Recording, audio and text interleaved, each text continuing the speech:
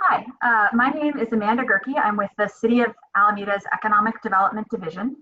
And welcome to the Preparing for the New Normal webinar. So just a few technical notes before we get started. We are asking everyone to enter their questions and answers in the Q&A function, which should be at the bottom of your screen. So we are going to have time for Q&A throughout the presentation, and that's the way we will be taking them. We do have all attendees on mute because we have a pretty good group here, and we want to make sure that our presenters can be heard. So if you do need to communicate with staff in any way, you can communicate to us through the chat function, but we won't be taking questions there. So please don't put your questions in the chat function. And of course, we are recording this webinar and we are going to be posting it to our website. So with that, I am going to just go over the agenda for the day really quickly and introduce our presenters. So first up is Margaret Jackson. Margaret is the director of the Alameda County Small Business Development Center. She will be presenting on strategies to pivot your business in a changed world. And then after Margaret speaks, we're going to have time for our first Q&A session. Then we have Neil Rubenstein. Neil is the chair of East Bay SCORE, and he is going to be presenting a series of concrete strategies to help operate your business in a changed world. And after that, we're going to go into a much longer Q&A session. So with that, I'm going to go ahead and hand it over to Margaret to begin her presentation. Thank you. I'm getting a little bit of feedback, so I think that's better. Actually, I'm still getting something muffled in my ear. Maybe it's a little loud on someone else's end that has or close the mics. There we go. Perfect. This is strategies to pivoting your business. And as Amanda said, I am the director of the Alameda County Small Business Development Center. And I named this slide in this presentation, particularly this way, because in changing times, it could be any time. It could be a recession that something else triggered it, not just a pandemic. And as business owners, I want you to think about how you can learn from this situation. If you've never been in a time where there was severe, like our last recession, it was very, very difficult. And so some businesses were able to weather the storm and some businesses weren't. And uncertain times is really directly dealing with COVID-19, that pandemic. How do I pivot in a time where we've actually been told to stay home? And we have to start thinking about what that looks like before it happens. You kind of have to get ready before you need to be ready in this. And there's a little quote at the bottom of my screen, and I want you to think about it, because Intel had to change their thought or their values as economics change over the years. And so Intel's early vision was to be preeminent. They wanted to be the preeminent building block supplier of the PC industry. And so, but because of changing times and ebbs and flows within that industry, they've had to learn how to adapt. And small businesses sometimes have a hard time adapting because they get really, really married to what they're connected to. And so, but you have to be flexible enough to pivot. And we can go to the next slide. So some initial steps to think about, and I know this is not easy to really discuss and talk about, because when your livelihood is at stake and you've got businesses that you're in business and you want your employees to work, you want to keep paying your bills, and you want to keep doing what you were doing at a sustainable level, and all of a sudden that has come under fire. But I can tell you, staying calm in the situation, even though it's difficult, even though there's the challenges, I don't have the resources, I'm trying to get my idle money, I'm trying to get my PP money, or I don't qualify, what else can I do? But you have to stay calm. and assess the situation and look at new ideas and look at new ways that you might be able to adapt. And that's your agility is going to be so important.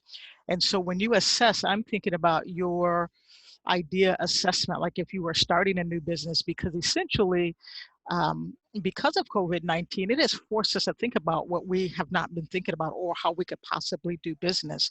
And so when you look at an idea assessment, you're asking and looking at particular questions. You're looking at, well, um, what are my customers purchasing from me, or what were they purchasing from me? How can I look at that and create a different kind of offering for them, or an adaptable or adjusted offering for them? You have to start thinking about customers, offerings. You have to think about products and services. Are there products and services that you can go back to or adapt, or do you have to let them go? You have to really give yourself a really, really hard talk about that.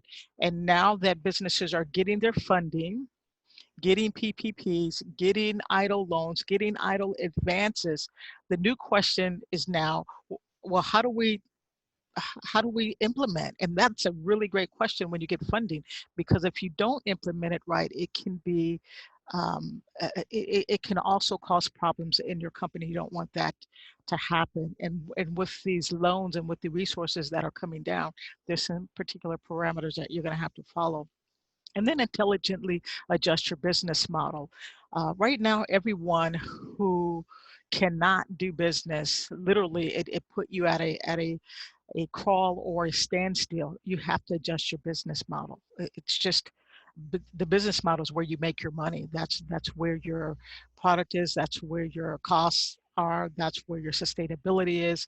And you have to look at that and adjust your business model. And the way to do that is working with business advisors, working with mentors at SCORE or SBDC advisors who can come up with strategies with you that would work or potentially work for your businesses. We advise and we mentor, but we're not legal.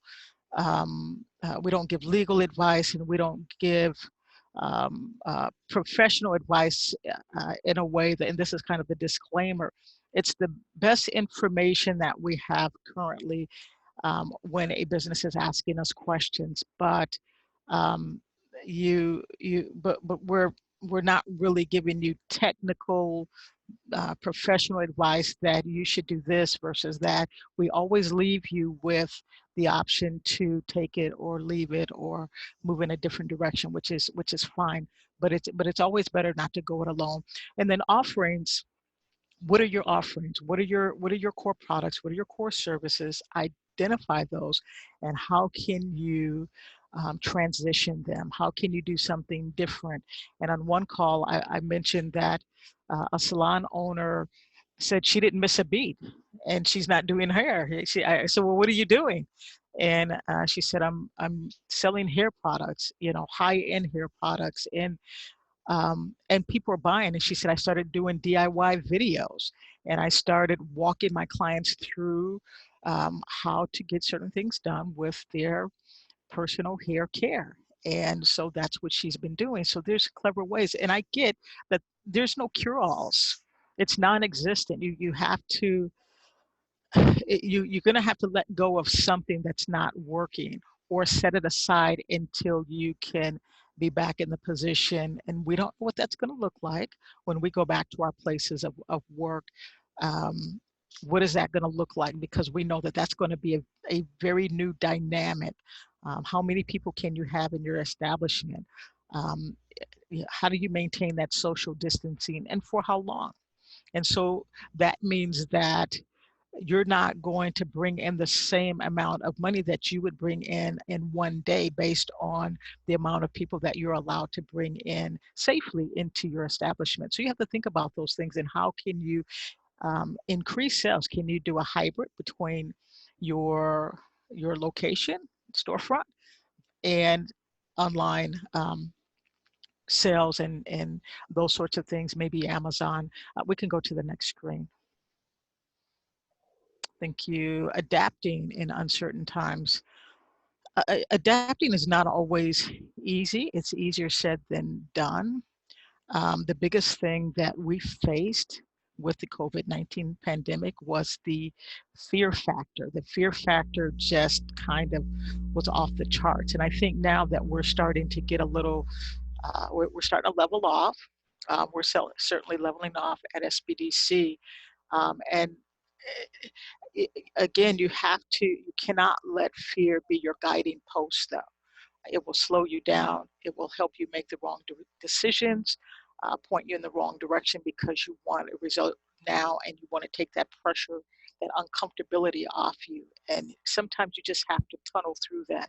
And again, you don't have to tunnel through that alone. You have SBDC business advisors, you have SCORE mentors that can help you kind of tunnel through things and help you get some of that relief that you're looking for without making decisions that would be more devastating to your company. Emotions, get them in control and enlist, like I said, SBDC business advisors and or SCORE business mentors. That's going to help you look at things from a different perspective, from a perspective that we're not married to your business. We're very, we can be very objective where you're very emotionally engaged, and so we want to help you do that in a smart way so you can grow, so we can help you prepare to reopen, and so we can get you sustained once you reopen. And again, it's not going from even though it was quick, we had to shut down and go home. I think the process getting reopened is going to be a process rather than, okay, we're going to let everyone go back, rather than taking smart steps now. Take the steps now, prepare now, so that way when you're ready to open and go back into your establishments and places of work, you're ready. And again, offerings, identify new core products and service offerings. What's new? What's new? What do you have that you can provide now? That you can take back with you, because now you not only have your previous products, you may have that and these new products that you were able to sustain your business, and find out that you actually have another channel um, of of products and services that you can offer to a new customer group. So that's what's important, is really in uncertain times and recessions, it really is a breeding ground for new products and resources to emerge, new technologies, new ways of doing business, new products and services like the designer masks that we're seeing. When they first said that we have to wear masks, we have to go home, the first thing I said to my team, I said, they're going to make designer mask watch. Why? Because we don't want to wear something unattractive all the time. We want to wear something that has a little bit more style to it. And I have a mask that my husband bought us masks, and he's retired military. We got these military masks. I don't know if that was a coincidence or whatever, but we have designer masks. And so Etsy, you're seeing all of these designer masks on Etsy. So let's go to the next slide. Thank you. Pivoting, online pivoting. Online pivoting, and honestly, if you weren't doing anything online prior to COVID-19, you should have been. You really have to make sure that your business is touching your business community face to face, as well as online presence, online opportunities, because people want to do business online. Do it yourself videos, YouTube, webinars, Vimeo, just absolutely fantastic. And just talk to your customers. It doesn't always have to be a sales pitch. Talk to them. Find out from your customers, why do they want you to be in business? What do you have that is satisfying them, and get them to talk to their network. There's this statistic that says that for every one person as a business professional that we know, we have 250 contacts that we could support you with. And so if you got 10% of, we've got over 60 people in this call. So if you got 10% of each one of their contacts, wow, that's a big deal. And so you have to really start looking at data and metrics and how you can leverage online potential for your business. Content marketing, you should be talking, you should be blogging, you should be doing things that are attracting um, new customers to you and your current customers. What can you provide them? Can you know, possibly have a coupon or something that they could buy now and pick up later or get later, and have new conversations? Because I think that there's a bigger willingness for customers to buy than what people are giving thinking in terms of their customer groups. Groupon, Amazon, Etsy, um, you know, customer communication is important. Your supply chain negotiation should be changing. You should be having new conversations on what that would look like. Could I get, you know, would you be willing to provide 50% of the products that I need with 50% of the cost right now? Could I just get creative? Get creative and don't be afraid to have conversations. Conversations are free. Just have the conversations and be willing to break down old paradigms. And I think that this is a huge paradigm shift, and it certainly will not look like it did before. We are in a growth mindset opportunity, and if you know, get back to a place of zero and calm, you're going to see the opportunities. And again, this is not a cure-all for everyone. Some businesses are going to be lost. That's just a fact for any recession, anything that hits. Or if nothing's going on, not all businesses survive. And if it doesn't, does that mean that you pivot into something else? You know, what did you learn from it? I lost a business, and now um, since then, my first business loss, I've had two other companies, and you know, and successfully moving forward and dissolving one. So you just never know where you're going to end up, and it's not uncommon as an entrepreneur. So I think we have one more slide. Offline pivoting. Um, Restaurants have been able to really take advantage of this, the curbside pickup. Um, but what I saw was interesting with restaurants is when, you know, they didn't have, you know, like this drive-through piece, like In and Out. Some of the restaurants were closed initially because they were trying to figure out how were they going to pivot, because I don't have a drive-through. Places like In and Out Burger, and they decided to allow people to come in and take their orders, but they quit. Like McDonald's quit selling salads right now, so they're not providing that product.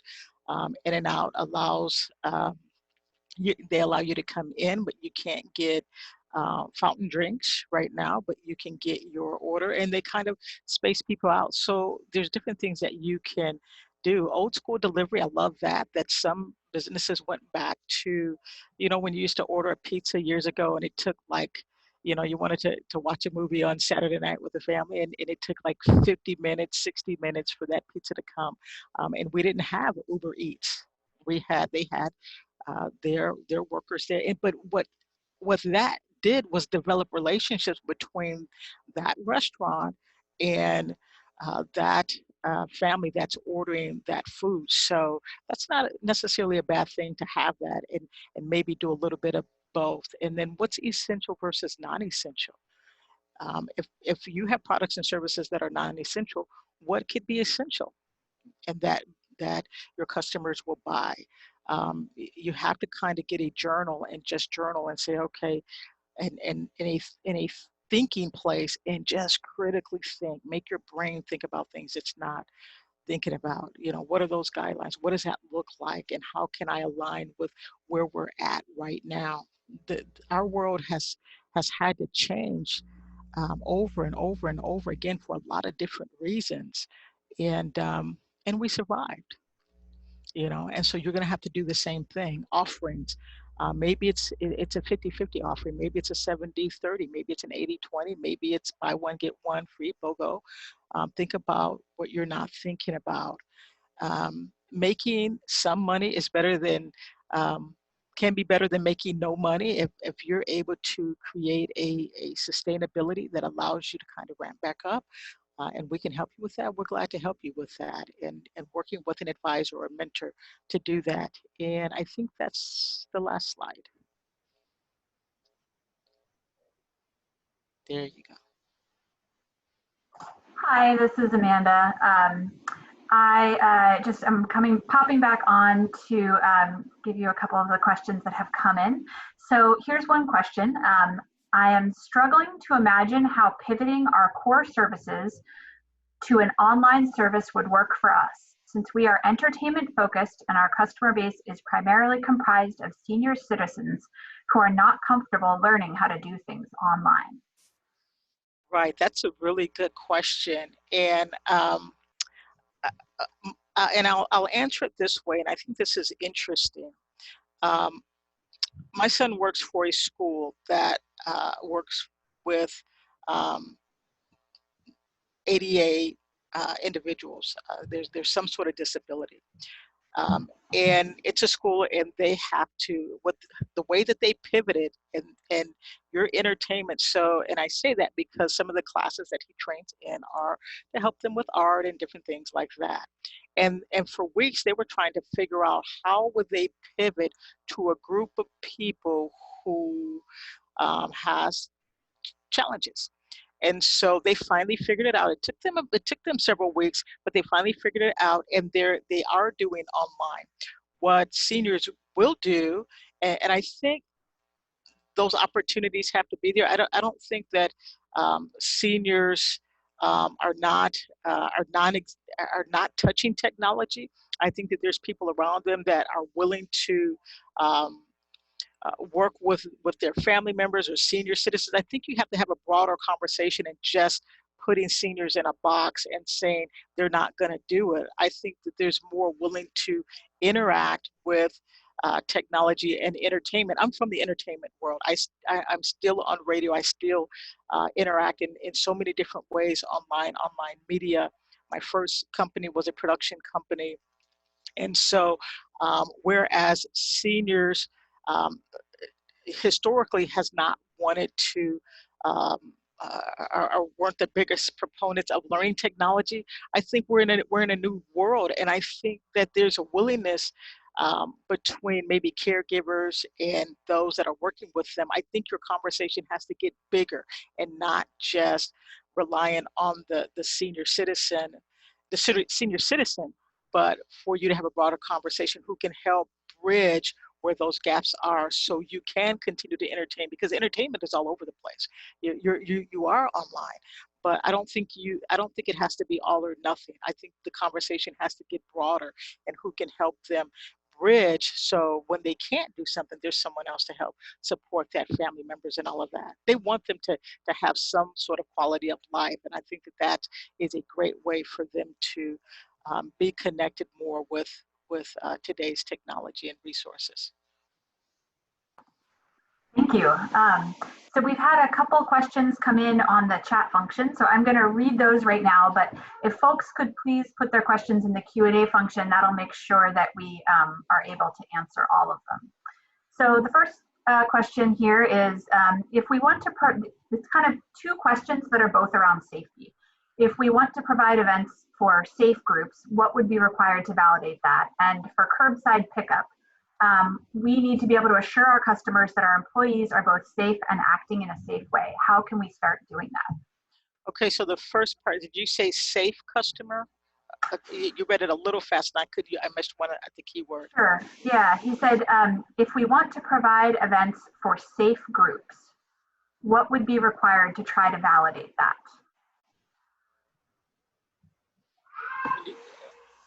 I'm sorry, what's educate me. I'm not a unicorn. Safe group is?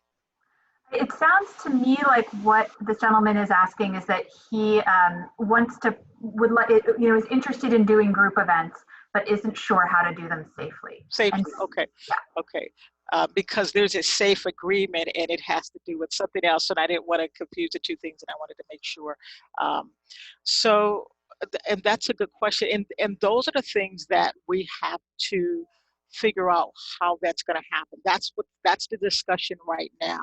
And I think we can have deeper in the weeds discussions as a advisor that can help support that. But we're going to have to social distance for a time. We don't know how long that's going to be if we're doing face-to-face entertainment. I like entertainment. I like going to the movies and I like doing those sorts of things. But what is that going to look like? And safety is an excellent question.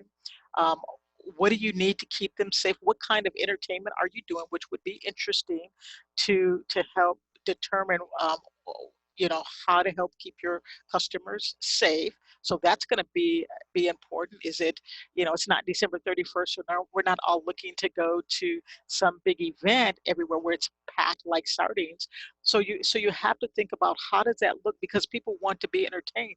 Remember, even though this has happened, customers aren't looking not to buy. They're looking to re-engage and they're looking to be entertained and they're looking to do something. And so it is really like a huge, um, um, opportunity to bring something to the market that's not there or is there, and you innovate what that looks like and keeping safe. And we know online is there. So when we're able to, like, I'll give you an example. And I thought this was fantastic. And I was so excited about it, is I have missed um, drive-throughs, drive-in theaters. And so you've got drive-in theaters opening back up because because it keeps us safe. And so we're still going to the movies, but we're going through drive-in movies. And so you really have to think about, what kind of entertainment are you doing? I don't know.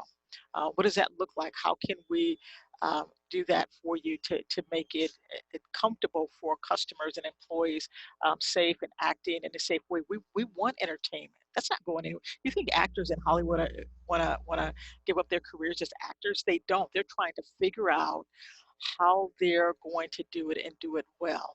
And part of that is checking temperatures, like we have when we go back into Aloni. We're setting, we put together, or they put together a task force. Okay, so when you come back into your offices, does anyone have fevers? How are you feeling? Doing the basic smart things to be able to help keep safe. And I think it's going to be a number of things. I don't think it's going to be a cookie cutter. I think it's going to transition from business to business depending on what you're doing. And so let's continue to have that discussion, because I love these sorts of questions. Let's dig a little bit deeper. It does not have to end here on this call. We can help with you figuring that out as we understand what you're doing in your businesses. We continue to have questions coming in, but I do want to move on to Neil's presentation. That being said, the questions that are in now, we will answer them. We will start, answer them in the Q&A, in the broader Q&A section at the end. So don't worry if we haven't answered your question yet. We will. And please continue to enter your questions as you think of them. And just as a reminder, please enter your questions in the Q&A function, which should be at the bottom of your screen, rather than the chat function, because we may miss things that come in through the chat function. So with that, I will turn it over to Neil Rubenstein, who is the chair of East Bay SCORE. Thank you, Amanda. You want to move to the next screen, please? Thank you. Yeah, my name is Neil Rubenstein. I am the chair of East Bay SCORE. For those of you who don't know, the East Bay SCORE is a chapter of the SCORE Association, which is a national nonprofit organization affiliated with the SBA. We provide free business counseling to small businesses and entrepreneurs. The East Bay chapter provides services in Alameda, Contra Costa, and Solano counties. All of our counselors are volunteers, and most of us are experienced business owners or managers. Some of us are retired and some of us are still working. We currently have 44 members in the East Bay chapter, and we've been doing a lot of one-on-one counseling with business owners and managers about coronavirus programs and how people can get back into business and do business planning with that. Given the shelter-in-place orders, we've been doing that by video conference, phone, or an email. We've been doing, I said, a huge amount of it. I mean, since the beginning of March, we have met with about 400 different business owners to discuss these subjects. It's a huge concern for everybody.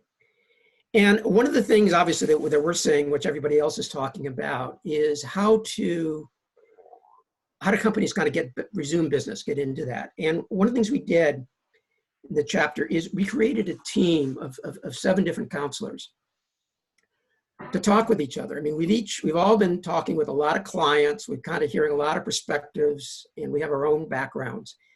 And the idea of the team was to see whether we could kind of compile a checklist of things for businesses to consider in deciding what to do, what to prepare for in moving to this new economy we're running into.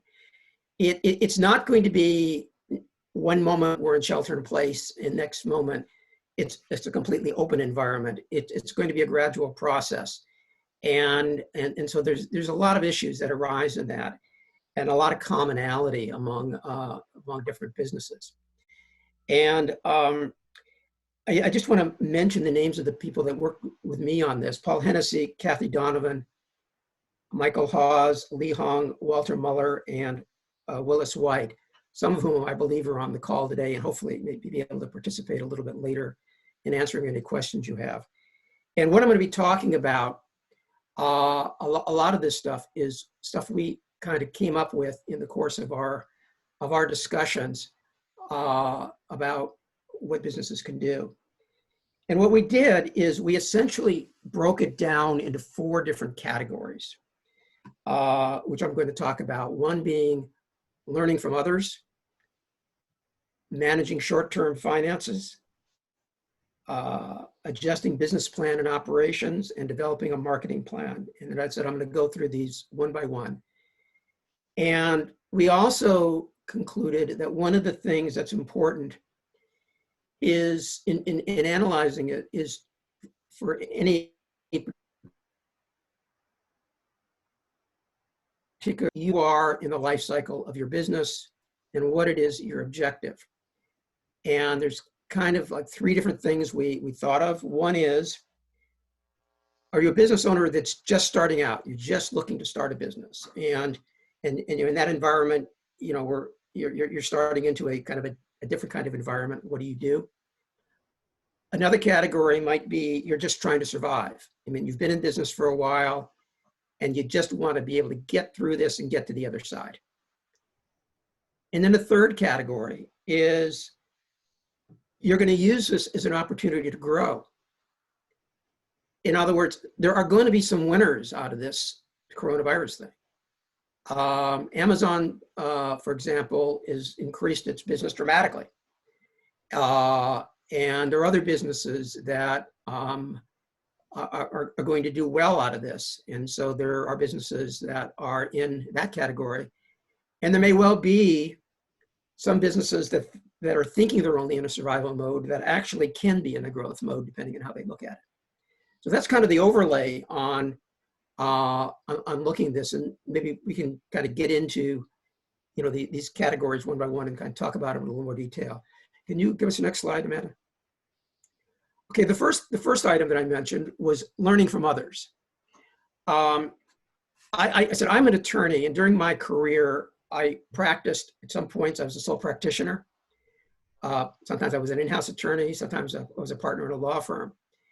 And one of the things that I learned, and I've seen from our clients, I think you all know, is that there is a very significant risk for a small business owner to become isolated.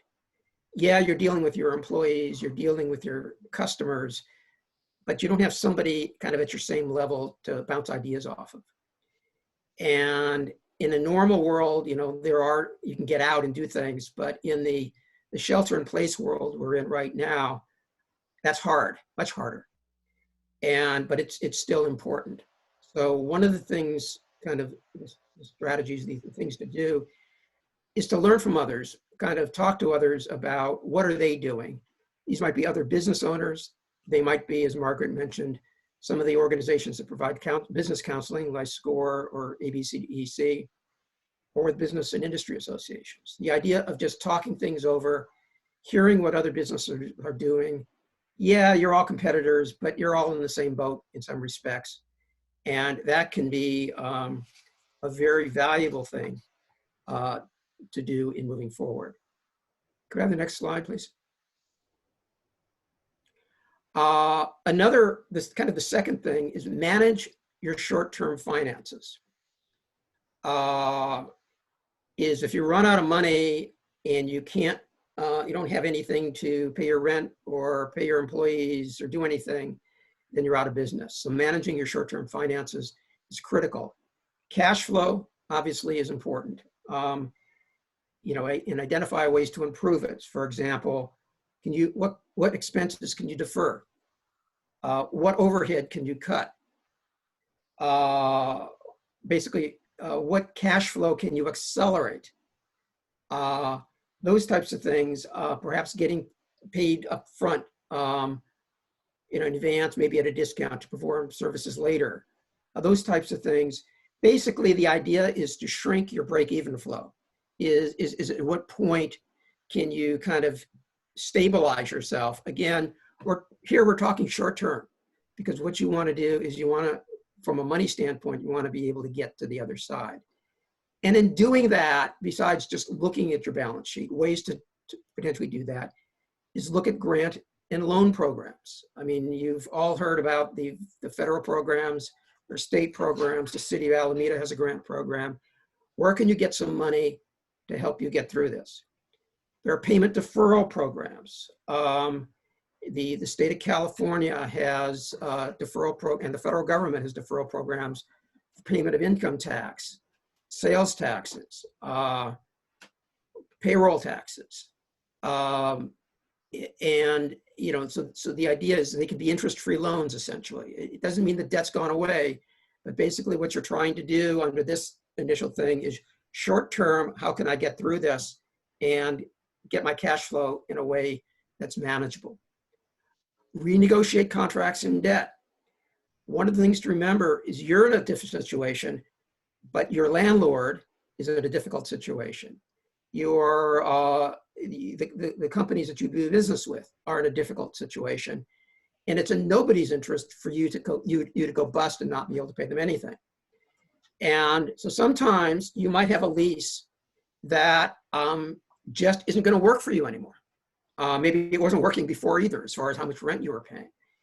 And think about it. This is all part of the business plan stuff, which we'll talk about a little bit later. You may have an intransigent landlord who just says this is the way it is.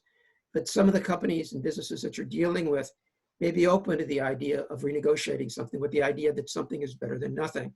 Look into that, and it may work. Consider whether you have any insurance claims to file. There's a big dispute these days about whether business interruption insurance actually applies to the situation a lot of businesses are going through. I mean, there's basically two arguments why it might. Basically, what business interruption insurance is if you have if you have an event that closes your business and you've lost profits as a result, you recover for that. One argument can be that your business is has a loss as a result of the coronavirus. Another is kind of there's a government orders. The government has ordered your businesses to be closed. The insurance industry is contesting liability for that, but there are lawsuits going on, and I don't know how it'll come out. But if you've got an insurance policy that provides that and it makes sense, you may want to file your claim. The insurance company may deny it, but if it turns out the insurance companies lose that litigation, you're allowed to get paid on the class action because you're a member of a class that's filed a claim. Make sure your bookkeeping and accounting systems are adequate in that one of the whole ideas is keeping track of your finance. Some of the programs, including like the PPP program, require you to show that you've used the PPP loan funds for an approved purpose. So make sure that your accounting service system is working right. And I'm going to go on to the other things, but for the moment, Amanda, are there any questions out there that kind of deal with the things that I've been talking about so far that we can touch on, and then I'll move on with other stuff? Yeah, so there was one question that was about, has there been any movement on the issue about insurance, insurance coverage and business interruption insurance? And one thing I would just want to mention here, at the city's next town hall Tuesday, which is a town hall we do every Tuesday at 2 p.m. The one that will be next week, we're going to have Insurance Commissioner Ricardo Lara as our special guest. And I think that this would be a great question to bring to that town hall to hear directly from our insurance commissioner. But Neil, I also would be interested in any thoughts that you have on that question. Yeah, actually, that is an excellent question. It's a very timely question.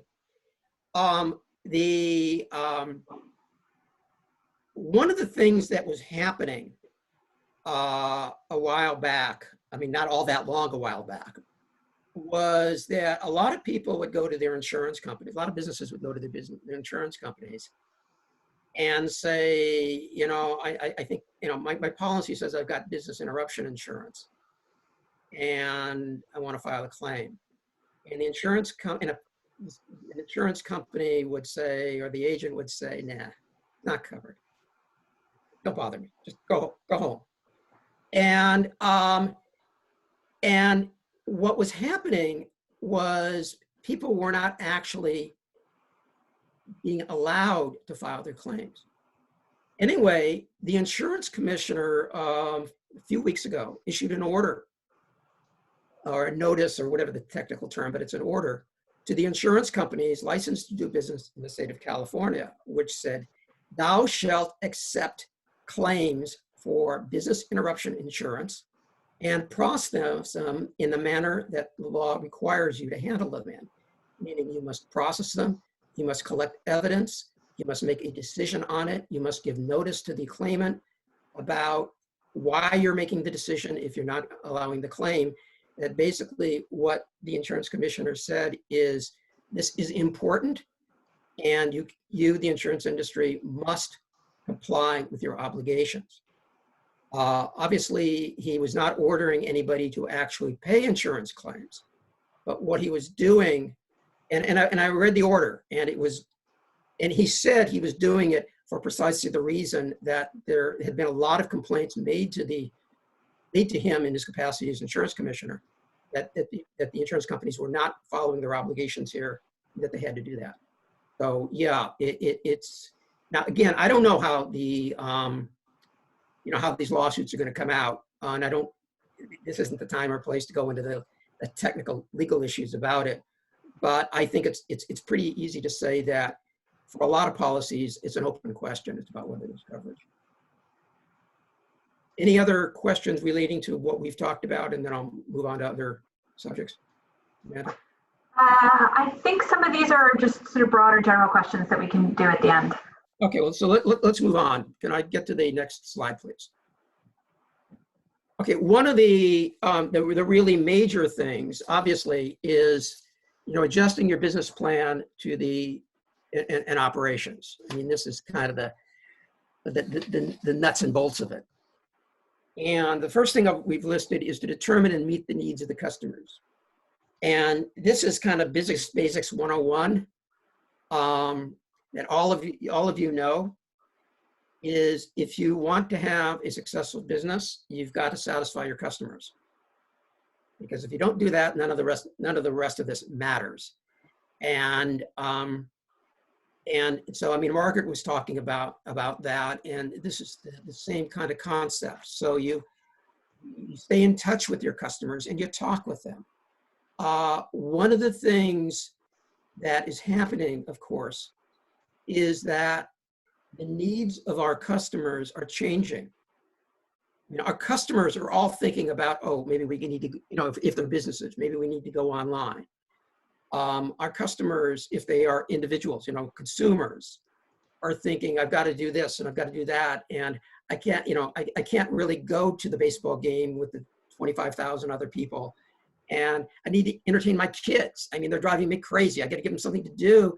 And I can't take them to Disneyland because, because of and these types of things. And so a lot of what's going on is and the way to handle a lot of this is customer focused. I just kind of in response to one of the questions about the person that had the customers who are seniors, and they're not used to going online. Well, okay, yeah, I get that. Being a little up in years myself, I fully understand that. But like, for example, there are seniors organizations like an Alameda Mastic Senior Center. Talk to them. How are they connecting with their clients, their customers? And they probably are some of the same people that you have. And figure out, maybe you can piggyback on that. You've got a service that you're providing that seniors want. Entertainment is obviously something that would be useful. And again, I'm not putting a plug in for Mastic. I know other cities have their own senior centers, but, and this gets back to the point that I was talking about earlier about learning from others. Talk to other businesses. See how you can incorporate what you are currently doing or what you are capable of doing, which may be different than what you have been doing, in order to do this. And the idea of asking questions and listening.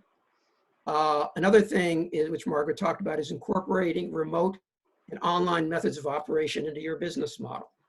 That we said a lot. For some businesses, that will be easier to do than for others, but it is going to be part of things. And again, that is not just communicating with your customers.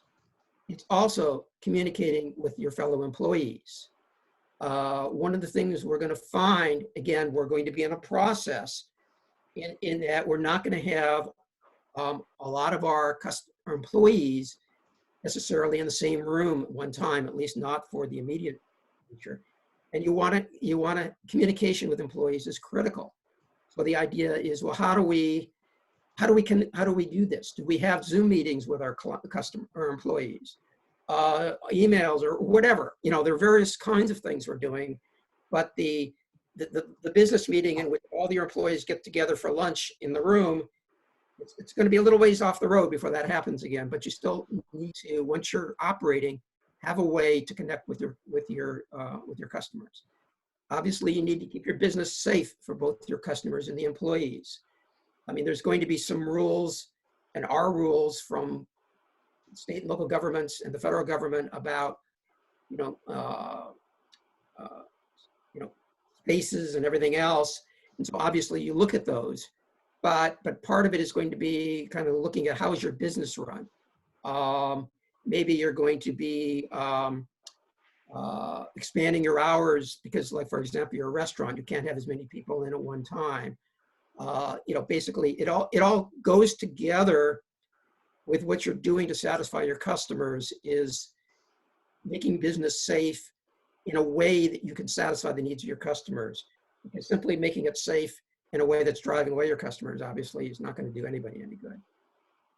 Determine your employees' staffing needs. If you've got people 40 hours a week or have had 40 hours a week, are you going to need them 40 hours a week? Or if you're changing your hours, do you need to change those? There's a work sharing program through the California Employee Development Department, which is kind of a type of unemployment insurance in which if you want to keep your employees but you want to reduce their hours, the idea is you do that maybe for 30, they're working for you for 30 hours rather than 40 hours a week, or 25 hours a week rather than 40.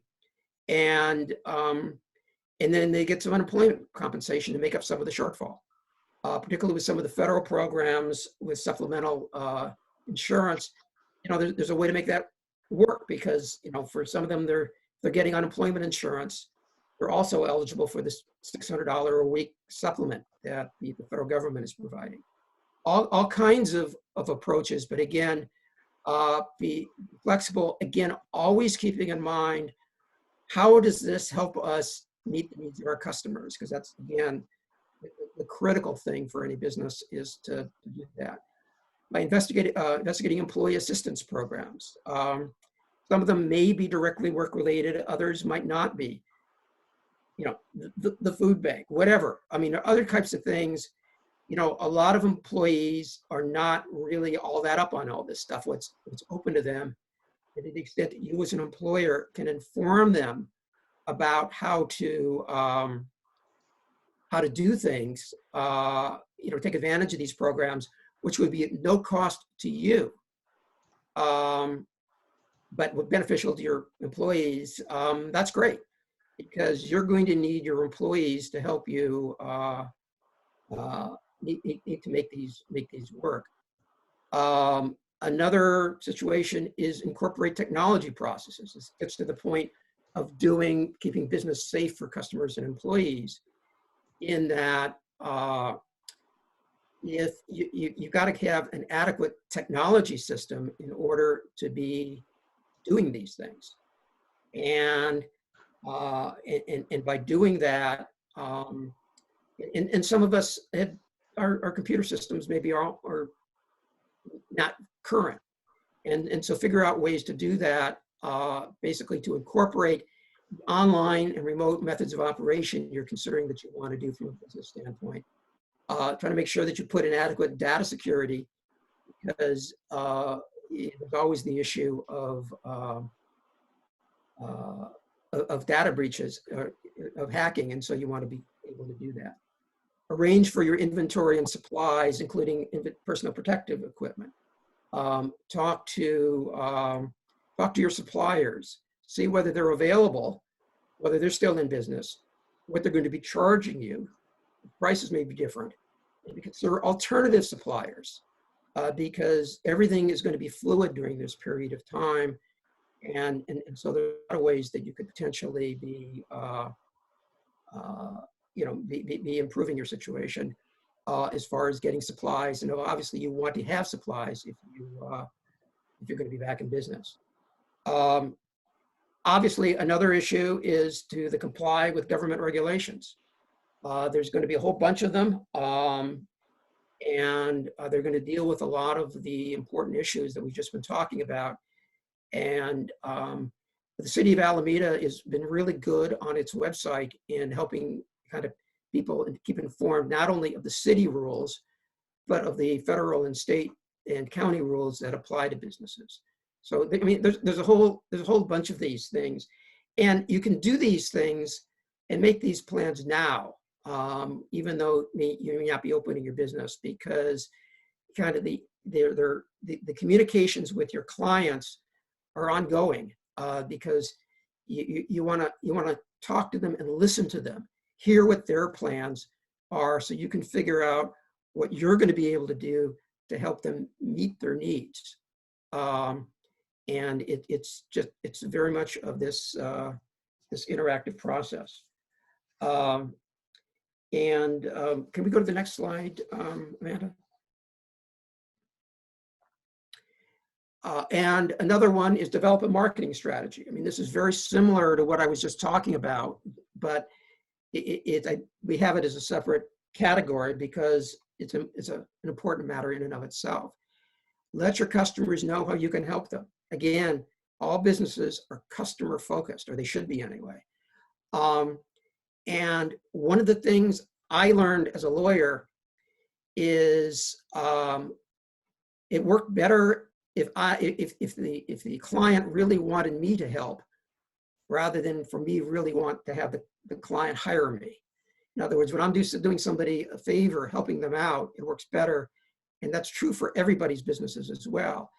If you've got customers, whether they be individuals or whether they be businesses, figure out what they need and let them know that what you can do to satisfy that. And whether it's periodic emails or phone calls or whatever, do that and keep them informed with helpful information. I'm not talking about simply sending them emails just to remind them that you exist. but more you've kind of learned what their needs are, and you've come across information that's going to be helpful to them. So let them know. You're not charging them anything for it, but it's simply a matter of connecting with them and helping them to answer, to help some of the needs that they've got. And again, develop new marketing approaches, because you're going to be doing things differently. And you may want to market your stuff differently. You want to make sure, for example, your website is updated. For example, if you have new hours of operation, you might want to have special offers or pricing or services aimed at maintaining or expanding businesses. And that doesn't necessarily mean you're cutting your prices. I mean, that is a possibility, but not necessarily.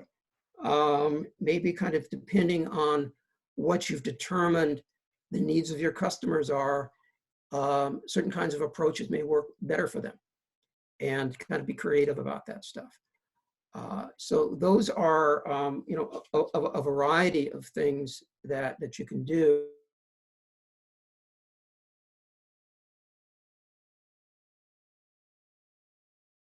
We do in workshops, but the biggest thing we do is the one-on-one counseling, and it's free counseling. We counsel a lot of clients on more than one occasion, and we do business plan stuff, because really all this is just really creating a new business plan or revising your existing business plan to take into account the changed times. Could I have the next slide, Amanda, please? And this is where we are. Our office is at the College of Alameda, and you've got our phone number and website there.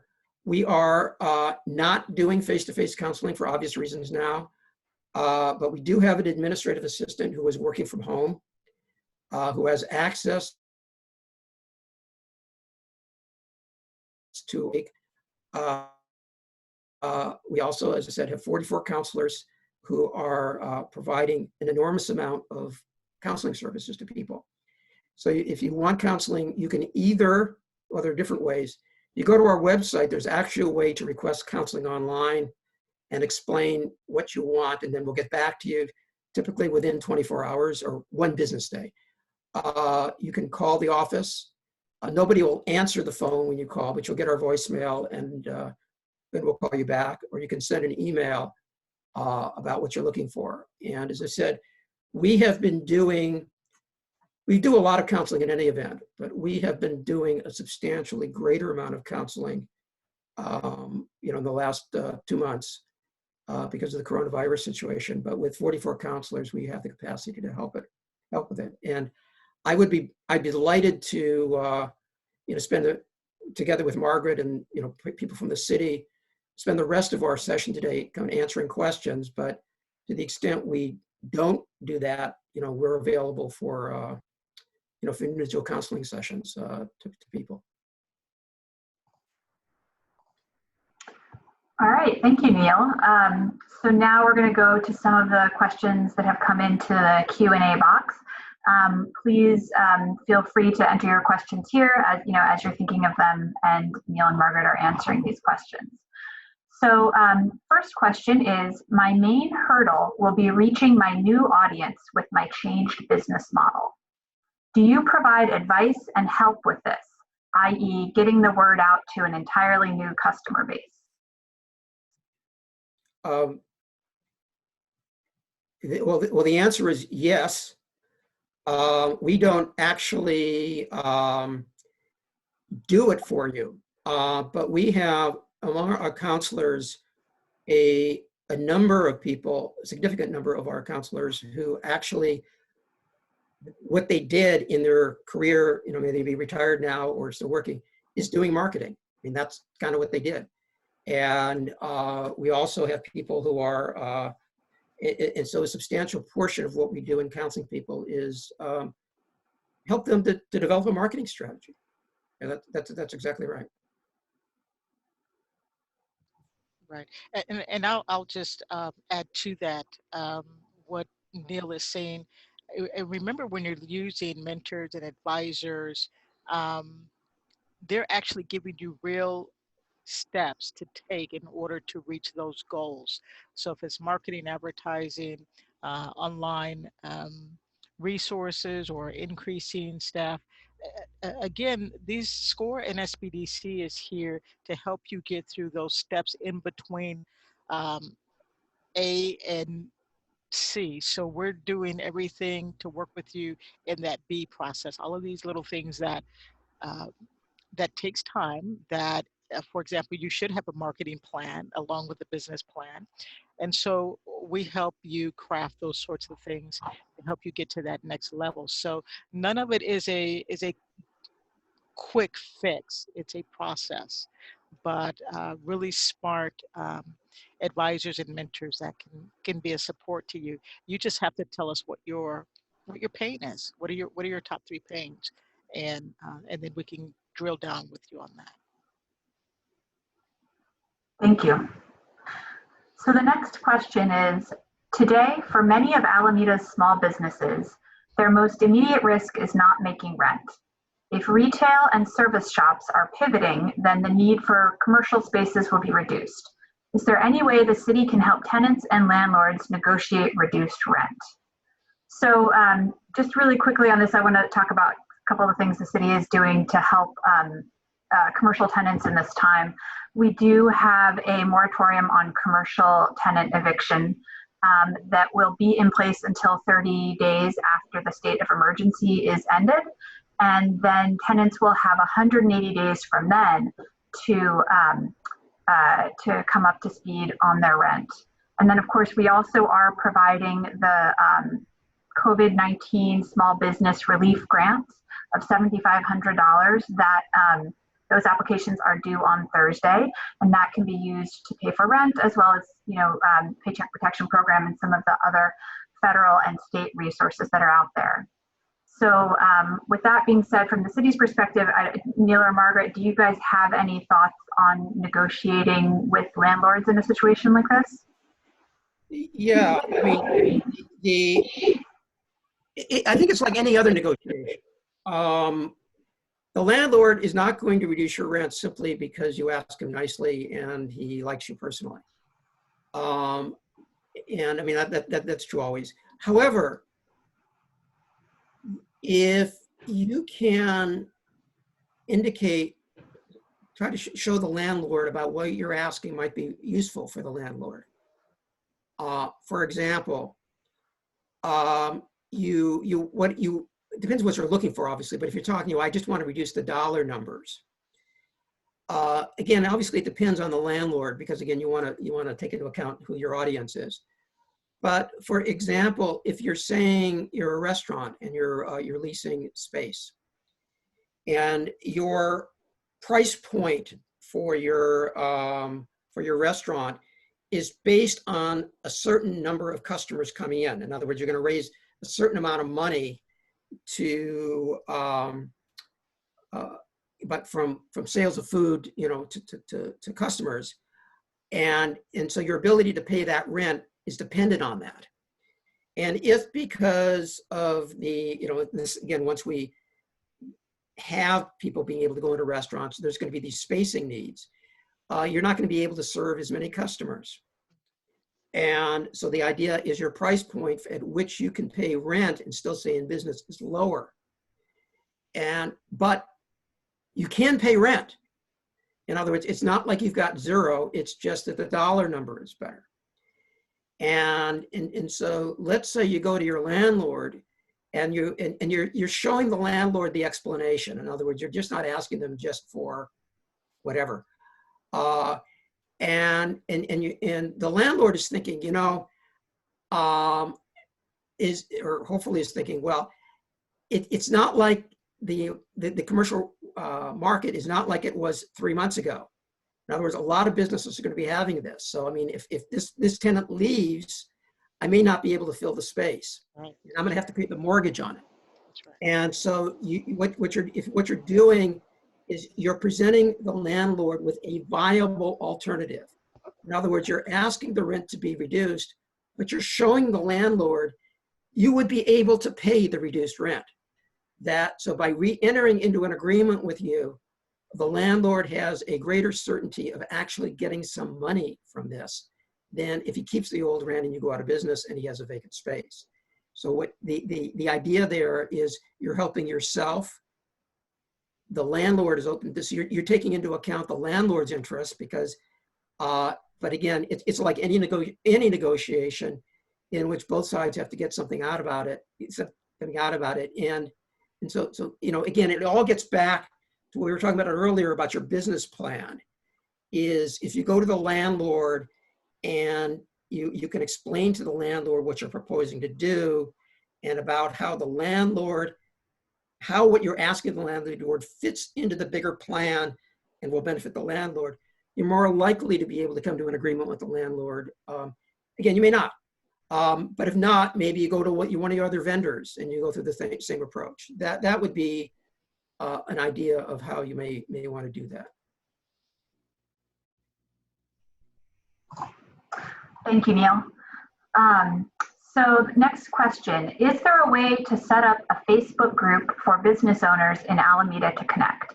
For example, as we were filling out Paycheck Protection Program applications a while ago, there were questions that I'm sure other people had also faced, and I couldn't find a good resource. Basically borrowing a mental cup of sugar from each other.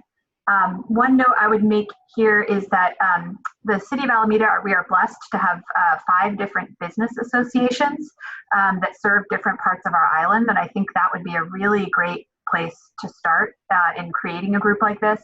I know the Downtown Business Association does have a Facebook group that shares this kind of information, and when we send a follow-up email, I'll include information about the different business groups that folks can look into based on where they're located.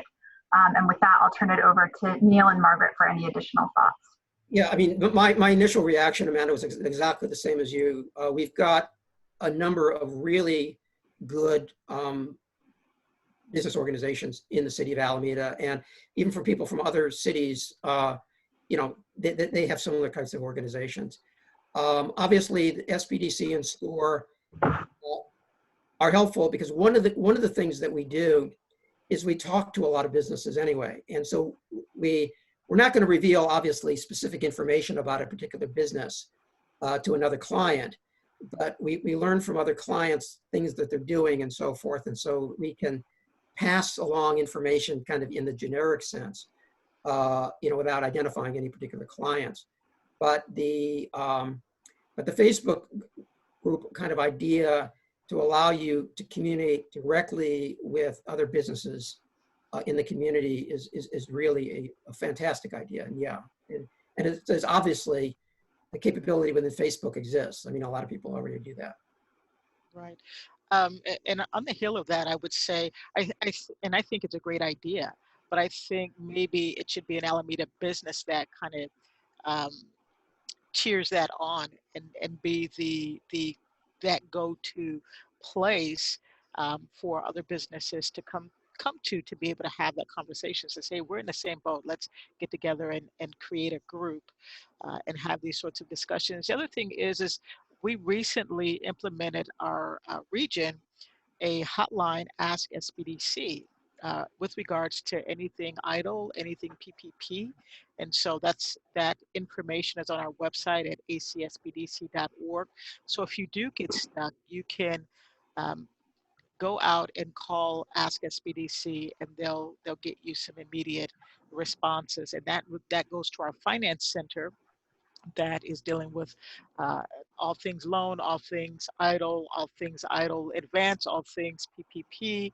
When will idle open back up for traditional businesses? Right now, it's only open to farmers and those that have previously submitted their paperwork and early, and they had a number 2. If you were in that group, you need to reapply for the idle, but it's only open for that. But what I'm getting at is that Ask SBDC is a great resource to get some immediate for that source, and that was one of the reasons, is because we had so many questions coming in, and small businesses needed a one-stop go-to place that they could get some of these basic questions answered. So I see a follow-up question from that about what can we do to make it happen? As a single business, I don't have access to all the contact info to make it happen. So when I send out a follow-up email to this, I can include the names and contact information for all of the business associations here in Alameda, and I think that would be a great place to start. So the next question, this one is, where do we buy the shield I have seen at other retailers, and what are they called? Not sure if you guys will have an answer for this one, but I thought I'd try. I don't know what the shield is, so I can't. Yeah. Yeah, I'm not sure what that's referencing. What kind of shield is it? So if there's anyone on this call who has an answer to this and you want to pop the answer in the chat for this person, I'll be happy to share it with the group. So the next one is, I need help with cleaning up my horrible accounting for getting ready for more loans. Are SCORE or Alameda County SBDC some places that can help with that? Yeah, we do. Well, we will help you to some extent, but we can't be your accountant. In other words, there are a lot of accounting firms and other firms that kind of cater to small businesses. I mean, that's kind of what their specialty is. And also there are self-help things like QuickBooks and things like that, which are kind of set up to allow, you know, their programs are set up that it makes it easier for people to do their accounting themselves. So, I mean, we can talk to you about what a lot of those resources are, what's available to you, kind of discuss them with you. But we can't actually be your accountant to do your books for you. Right, and we don't. We're similar that we don't, for any of the advising, we don't necessarily do the work for you. We can get a little bit into the weeds with you. We will handhold you through those processes and setting up like your books and accounting methods and things like that. We will step you through those sorts of things, business planning, marketing plans. We are able to get a little bit more granular, but we're careful not to allow the client to say, hey, do this for me. We won't do it for you, but we will certainly sit with you side by side and work you through those challenges and give you deeper clarity and understanding of what you're doing, how you're setting up your chart of accounts, how you're, and where did your books go off the rails, those sorts of things. And so because we want to help you with what's in the best interest of your company for it to thrive and survive and sustain. And part of that is really helping you, clean up some of those things that do get a little messy in business. So we get a little bit more granular. And so we're, and it's a fine line between, how we support and doing something for you. Sometimes businesses absolutely don't know how to do something, and we have to step in and we'll help and train you. So it's kind of teaching you how to fish, right? We'll help with that to some level and some degree. Thank you. So we are getting a couple of people talking about the acrylic shield, it looks like it's called. And Vicki, who asked that question, a few people here have volunteered to help you source that, including RWA Architects. So Vicki, I think I have your email address. I will connect you with Veronica to help you get that shield that you need. Gee. Amanda, you froze. Oh no, were you guys able to hear that? No, you froze. Oh, thank you for telling me. I was just saying that in regards to the acrylic shield that Vicki was looking for, a local architect has volunteered to help her source that. And I believe I have Vicki's email, so I will just connect them after this so she can get the shield that she needs. Can you guys hear me now? Yes, we can hear you. Okay, good. Um, so we're also hearing from Ron Mooney with the Downtown Alameda Business Association that there is a group Facebook page for downtown area businesses. So when I send out that follow-up email, I'll include the contact information to get hooked up with them for that. So with that, I think I am. Oh, and here, yeah, there's a few other resources about the Shield. So we'll make sure to share those all with Vicki. I think this is a great sort of case study for why a Facebook group would be really helpful. With that, I think I'm getting through all of the questions. Or does anyone else have a question that they would like to be answered while we have our experts on the line? Any specific situations that your business is going through that you'd like to get some input on?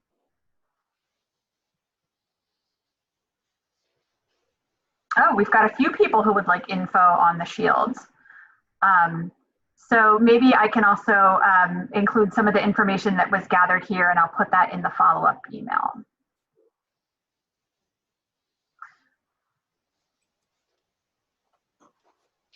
All right. Here is someone who is asking, where can we source the temperature scanners? That is not something I have an answer to. And may actually be a good question for the Downtown Alameda Facebook group. I have some information on some inexpensive thermometers that are that don't touch the face. This is Lois Butler. I'll send that to Amanda and she could send it out with other information. Right. We just bought personally here in our own home. We got them from Amazon. So the trustee, you know, if all else fails, so you do not touch the face, you just kind of scan it in front of the forehead.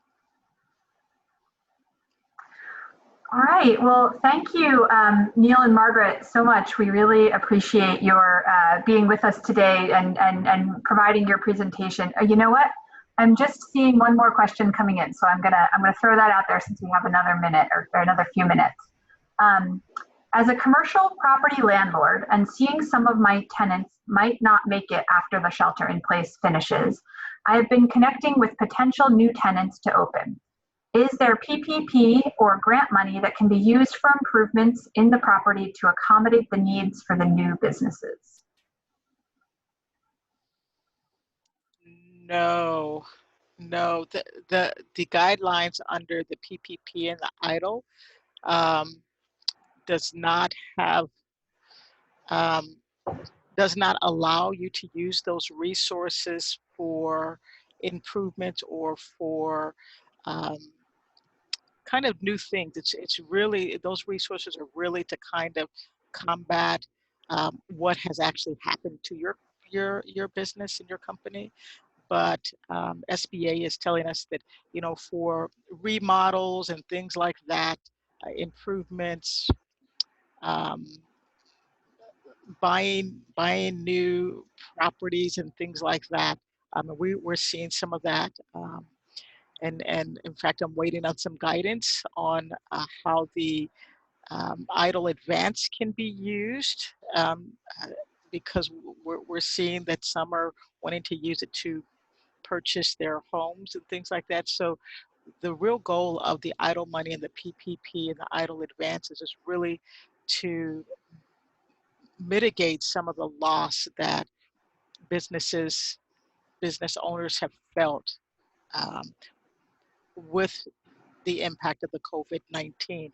And so when it gets out of the scope of that, you would be, if you spend money in areas that are not allowed, you will end up having to pay that money back. But I can't be for sure on the EIDL advance, the grant, because they are saying that's, you know, that's a grant and they'll give it away. But the use on that, I'd have to get a little bit more clarity from SBA on that. But not for new things and expansions and things like that. Yeah, I agree with Margaret about what she was talking about, that the EIDL and the PPP loans are basically designed for operating expenses. one thing, if it's being done by the tenant, that you might explore is the possibility, if the tenant is going to be incurring the expense and using the space, is getting one of the traditional SBA loans, which would be secured. Again, I'm not certain whether they'd be able to do this, but this is a possibility.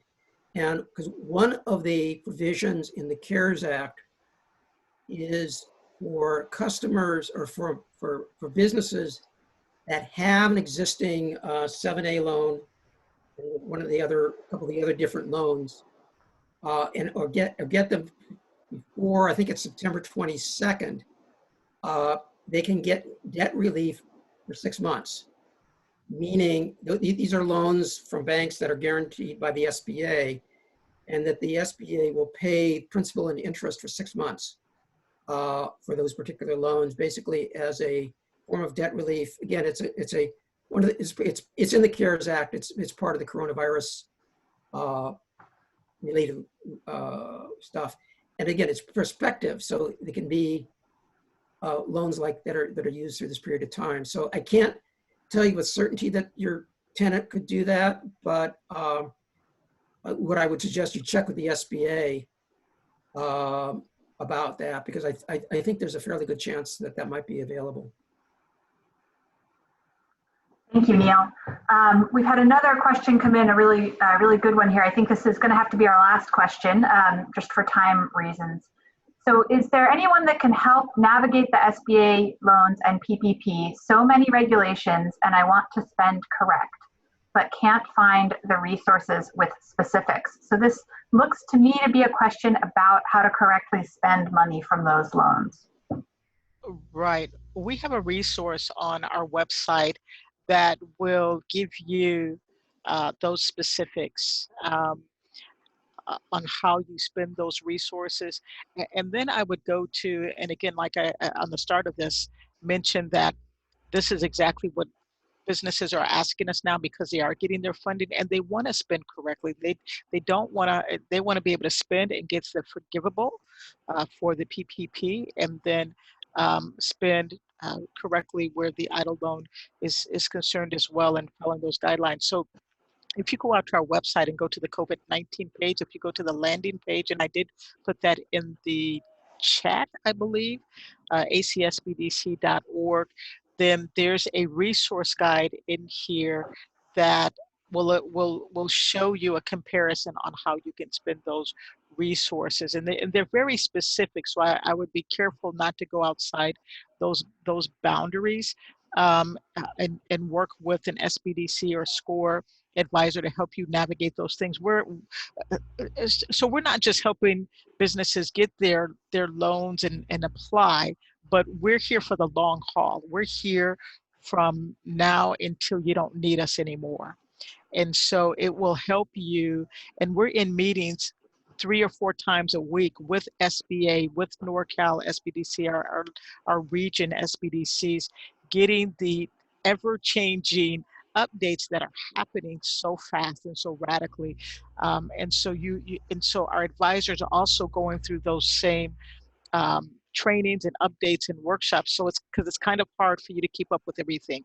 So you would need an advisor or mentor that would be able to help you make sure that you're navigating in the right direction, so you're not ending up being liable for, maybe the PPP because you didn't spend it correctly. And that's, as long as you're spending 75% to 100% of that PPP over that first eight weeks, once you have that money in your bank account. First day you have the money in your bank account, then you have 8 weeks to spend it. 75% to 100% of that is forgivable.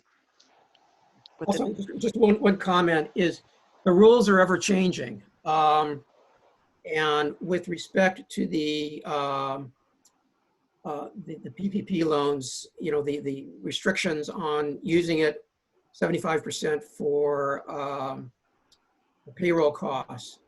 There's been a lot of problems with businesses not really be figuring they could do that. And I suggest to everybody that they stay tuned. My understanding is that the SBA and the Treasury Department are going to be coming out with some stuff in the fairly near future, like within the next week or 10 days, which may be, it's not going to be a wholesale change in anything, but that I may be tinkering with that. And obviously, SCORE and SBDC will be aware of that as well. But these things do change, and that's one area in which I think there's going to be some slight modifications coming down the road pretty soon. Right. But what I would say on the heel of that, and Neil's right, there is more discussion and more information that's going to come out. But what we're advising our businesses not to do is to wait to see whether or not it's going to lean in your favor or not, because then you've lost those 2 weeks and you've lost that timeline to be able to spend those resources down.